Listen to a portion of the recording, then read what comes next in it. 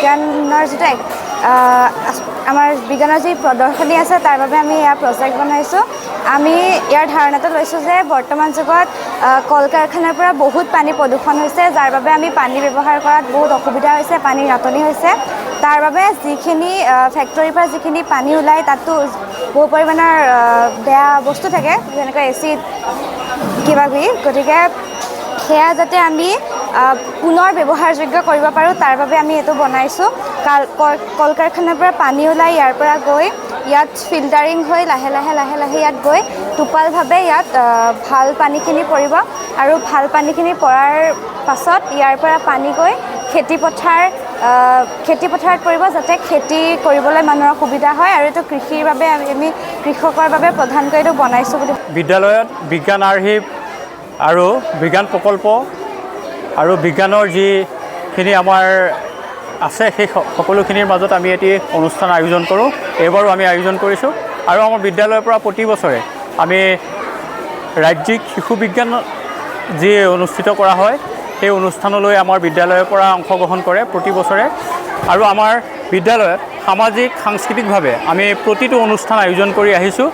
আমাৰ বিদ্যালয়ত এয়া ব্যতিক্ৰম নহয়, আমি প্ৰত্যেক বছৰে আমি এই অনুষ্ঠান আয়োজন কৰিছোঁ। আৰু ছাত্ৰ ছাত্ৰীৰ বৌদ্ধিক বিকাশ, শৈক্ষিক আৰু তেওঁলোকৰ যি কাৰিকৰী জ্ঞান আছে তেওঁলোকে নিজেই বনাই আনে, আমাৰ শিক্ষকসকলে তেওঁলোকক সহায় কৰি দিয়ে। আৰু এয়াও ব্যতিক্ৰম নহয়, আমি প্ৰত্যেক বছৰে এনেদৰে আমি অনুষ্ঠান পাতি আহিছোঁ। ষ্টুডেণ্টখিনিয়ে যে ইমান সুন্দৰ প্ৰদৰ্শন দেখালে, ইয়াত আপোনালোকে তেওঁলোকক শিকাইছে নে তেওঁলোকে নিজে কৰিছে? তেওঁলোকক আমি আগতীয়াকৈ 15 দিনৰ আগত তেওঁলোকক কৈছোঁ যে তোমালোকে একোটা আৰ্হি প্ৰস্তুত কৰিব লাগিব, আৰু তেওঁলোকে নিজে প্ৰস্তুত কৰি আনিছে আৰু আমাৰ বিজ্ঞান শিক্ষকসকলে তেওঁলোকক অকণমান গাইড কৰি দিছে।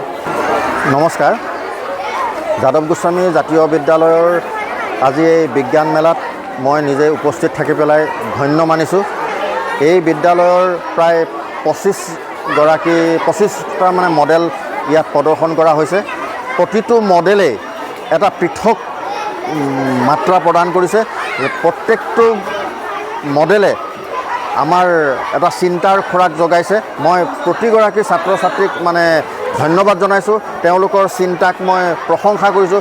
বিশেষকৈ আমাৰ যিটো পুৰণিকলীয়া এটা পৰম্পৰা আছিলে যে জলবিদ্যুৎ নদী বান্ধৰ জৰিয়তেহে যে বিদ্যুৎ উৎপাদন কৰিব পাৰি, যে সেই ভয়াৱহতা আমাৰ এই মাহতে বিশেষকৈ নাগালেণ্ডত যিটো ঘটনা ঘটিলে বা আমাৰ যোৱাকালি চীনত যিটো ঘটনা ঘটিলে, মানে নেপালে যিটো কাণ্ড কৰিলে, সেই কাণ্ডখিনিৰ পৰা আমাৰ ছাত্ৰ ছাত্ৰীসকলে অনুভৱ কৰিছে যে নদী বান্ধৰ বিকল্প আমি কেনেকৈ বিদ্যুৎ উৎপাদন কৰিব পাৰোঁ, বা আমাৰ যিকেইটা প্ৰজেক্ট ইয়াত দেখুৱাইছে যে সঁচাকৈ মই ছাত্ৰ ছাত্ৰীসকলৰ এই চিন্তাক বা তেখেতসকলক গাইড কৰা আমাৰ টিচাৰসকলক মই ধন্যবাদ জনাইছোঁ।